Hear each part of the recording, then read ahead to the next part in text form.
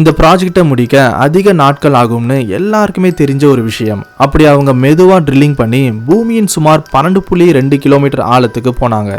இந்த வெற்றி அமெரிக்கா மனிதர்களை விண்வெளிக்கு அனுப்புனதுக்கு சமம்.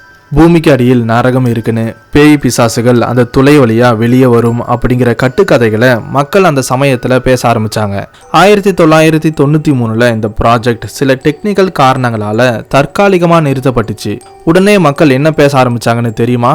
உண்மையாகவே இந்த பள்ளத்துக்குள்ள எதனா அமானுஷ்யமான விஷயம் இருக்குமோ, அதனாலதான் இந்த ப்ராஜெக்ட் நிறுத்தப்பட்டிருக்கலாம்னு.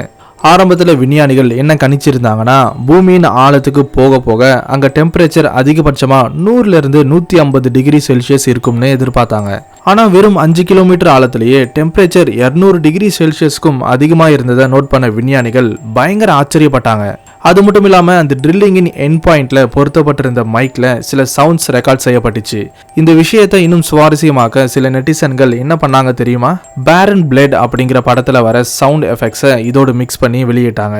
இதை கேட்ட மக்கள் பூமியின் ஆழத்துல ஆன்மாக்களை துன்புறுத்துறாங்க, அந்த அலறல் சத்தம் தான் இது அப்படின்னு இஷ்டத்துக்கு பேச ஆரம்பிச்சாங்க.